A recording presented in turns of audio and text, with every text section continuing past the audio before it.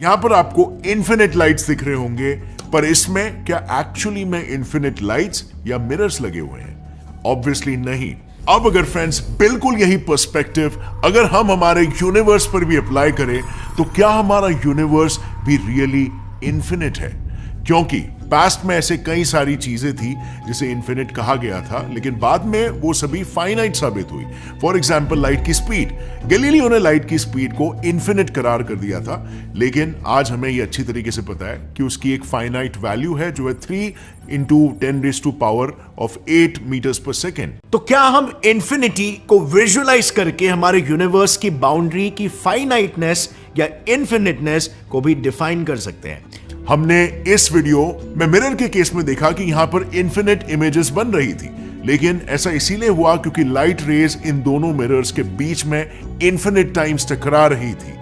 In fact in number of images को calculate करने का एक सिंपल सा फॉर्मूला भी है। इसमें आपको सिर्फ दोनों मिरर्स के बीच का एंगल डालना है and done, number of images की वैल्यू आपके सामने आ जाएगी। बस फिर जैसे ये चीज हमने अपने पैरेलली प्लेस्ड मिरर्स पर अप्लाई की, तो बिकॉज इनके बीच का एंगल 0 था, इक्वेशन बना 360/0 और फाइनल जवाब आया इन्फिनिटी। और ऐसा इसीलिए क्योंकि हमें बचपन से ये सिखाया गया है कि any natural number divided by 0 is infinity and any number added और subtracted to this infinity is also infinity. But there is a catch. हमें स्कूल में जो बताया गया है कि 1 डिवाइडेड बाय 0 इज इन्फिनिटी, ये एक्चुअली में गलत है, और इसीलिए शायद उन मिरर्स में दिखने वाली इमेजेस का नंबर भी गलत है। क्योंकि बात कुछ ऐसी है ना, अगर मैं 1 को 0 से डिवाइड करूं तो आंसर कुछ भी आ सकता है। एग्जैक्टली कुछ भी। फॉर एग्जाम्पल अगर मैं 1 को 0 से डिवाइड करूं, या फिर 0 × 5 डालूं, या फिर 0 × 17 डालूं, या फिर 0 × इन्फिनिटी, हर बार रिमाइंडर आएगा 1, और मल्टीप्लिकेशन फैक्टर में आंसर कुछ भी हो सकता है, लाइक 5, 17, 1000, इन्फिनिटी एटसेट्रा एटसेट्रा। और इसीलिए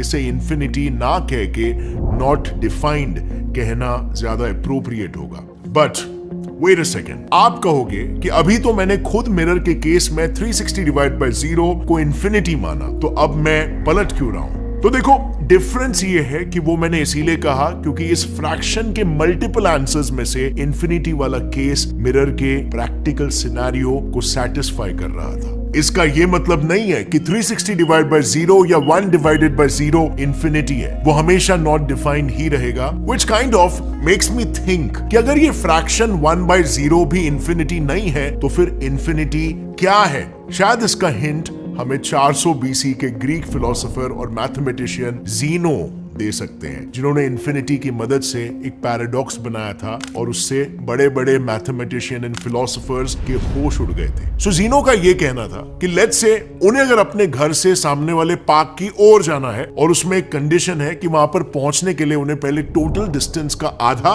फिर अगले आधे डिस्टेंस का आधा, और फिर उसके आगे वाले डिस्टेंस का आधा, ऐसे कर करके आगे जाना है, तो ऐसे में भले ही ज़ीनो को हर बार एक फाइनाइट पीस ऑफ डिस्टेंस ही पार करना होगा, लेकिन अल्टीमेटली हर कदम के साथ टोटल डिस्टेंस के इतने छोटे छोटे पीसेस बनने लगेंगे कि उस पूरी जर्नी को कंप्लीट करने के लिए ज़ीनो को infinite amount of distance travel करना पड़ेगा और उसमें इन्फिनिट अमाउंट ऑफ टाइम लगेगा। But as you can imagine, practically ऐसा नहीं होता और ऐसा नहीं होगा क्योंकि टोटल डिस्टेंस तो फाइनाइट ही था, और इसीलिए ज़ीनो रियलिटी में आराम से पार्क तक पहुंच भी जाएंगे।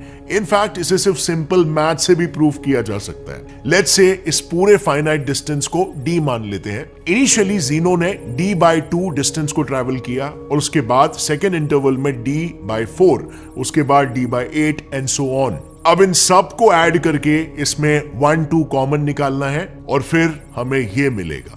बट एक सेकेंड, जस्ट अभी हमने ये देखा कि इस टर्म की वैल्यू तो ये है, जिसे रिप्लेस करने के बाद हमें मिलेगा s की value which is nothing but finite distance. So in short, क्योंकि ये एक कन्वर्जिंग सीरीज है और इस सीरीज के नंबर्स कंटिन्यूअसली छोटे होते जा रहे हैं, इसीलिए इसका एक फाइनाइट आंसर निकाला जा सकता है। मतलब हमारा यूनिवर्स भी इंस्टेड ऑफ एक्सपैंडिंग अगर बिग क्रंच फेज में होता तो उस कन्वर्जेंस की वजह से हमारे यूनिवर्स को भी विजुअलाइज किया जा सकता था। सो हमने ऐसा क्यों कहा कि हम यूनिवर्स को विजुअलाइज कर सकते हैं? तो देखो, अगर हमारा यूनिवर्स सिकुड़ता है और उसकी बाउंड्रीज अंदर की ओर कन्वर्ज होती है तो इससे हमें उसकी फाइनाइटनेस के बारे में पता चल जाता। पर यूनिवर्स फिलहाल डाइवर्जिंग स्टेट में है, यानी एक्सपैंड हो रहा है, और इसीलिए हम कन्वर्जिंग सीरीज का कॉन्सेप्ट इस पर नहीं लगा सकते, बल्कि हमें इस पर डाइवर्जिंग सीरीज का केस लगाना पड़ेगा जिसमें नंबर्स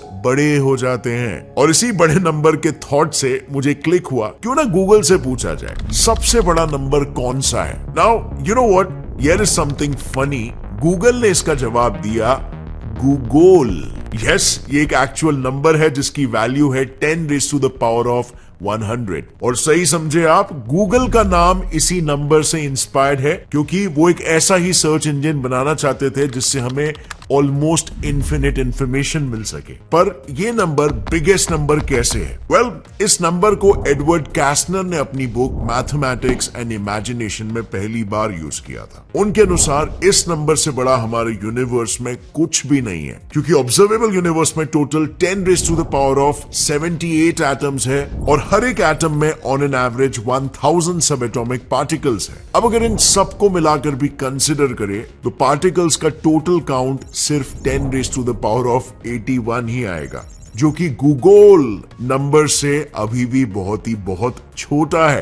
तो मैथमेटिकली क्या ये हमारे यूनिवर्स की प्रैक्टिकल इंफिनिटी है? Well, The answer is no, क्योंकि 10⁻78 ये हमारे ऑब्जर्वेबल यूनिवर्स के एटम्स का काउंट है, लेकिन इनके अलावा ऑब्जर्वेबल यूनिवर्स के बाहर भी तो एटम्स हो सकते हैं, जिससे एटम्स का फाइनल काउंट गूगल से भी बड़ा हो सकता है। प्लस इवन हमारे ऑब्जर्वेबल यूनिवर्स में भी कंटिन्यूअसली चेंजेस होते रहते हैं। कई हजारों स्टार्स बन रहे हैं तो कई हजारों स्टार्स डिस्ट्रॉय हो रहे हैं। सो ऐसे में हमें पता कैसे चलेगा कि हमने यूनिवर्स को गिनना कहां से शुरू किया और कहां पर खत्म? अब रुको, इसे एक एनालॉजी से समझाता हूं। देखो, इमेजिन करो कि आप वो पहले इंसान हो जिसने कोई शिप बनाई हो और पृथ्वी को नापने आप निकल पड़े। अब ऐसे में जैसे जैसे आपकी शिप आगे बढ़ती जाएगी उसके पीछे का सराउंडिंग चेंज होते जाएगा। सो जब शिप अर्थ का चक्कर लगाकर वापस लौटेगी तो सब कुछ चेंज हो गया होगा। और क्योंकि आपके पास कोई एडवांस टेक्नोलॉजी नहीं है टू वेरीफाई कि आप कहां पर हो, सो नेचुरली आप पृथ्वी के मल्टीपल चक्कर लगाते रहोगे और सोचोगे कि पृथ्वी इनफिनिट है। नाउ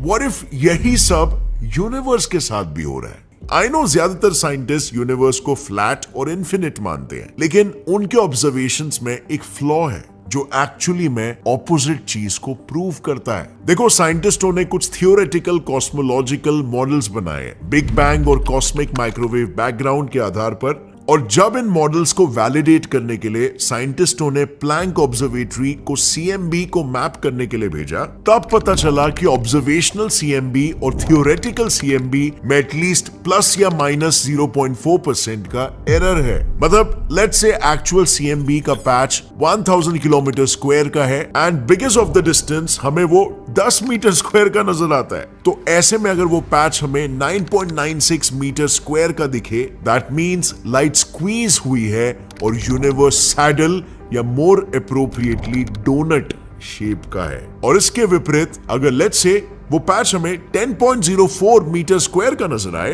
तो इसका मतलब लाइट एक्सपैंड हुई है and the universe is spherical. अब जैसे कि हम जानते हैं, डोनट हो या स्फीयर, ये दोनों ही शेप्स फाइनाइट होते हैं, व्हिच मींस कि देयर आर चांसेस कि हमारा यूनिवर्स शायद फाइनाइट है। तो फ्रेंड्स, यूनिवर्स फाइनाइट हो सकता है, ये तो मैंने प्रूफ कर दिया। और रही बात इन्फिनिटी को विजुअलाइज करने की, तो मैं बता दूं, इन्फिनिटी को विजुअलाइज करने की रेस आज भी साइंटिस्ट और मैथमेटिशियंस के बीच में लगी हुई है। इनफैक्ट इसको लेकर तो 2007 में 2 बंदे भिड़ भी चुके हैं, जिस बैटल का नाम था बिग नंबर डुएल। इस बैटल का लिटरली बस एक ही मकसद था, बड़े से बड़ा नंबर लिखना। इसमें एक तरफ थे MIT के प्रोफेसर एगस्टिन रेयो और दूसरी तरफ थे प्रिंसटन यूनिवर्सिटी के प्रोफेसर एडम एल्गा। इस कंपटीशन के कुछ रूल्स थे। इसमें सामने वाला जो भी सबसे बड़ा नंबर बोलेगा उसमें +1 ऐसे सिमेंटिक का यूज करना फाउल था। यानी कि सामने वाला अगर गूगल बोलता है तो मैं ये नहीं बोल सकता कि गूगल +1,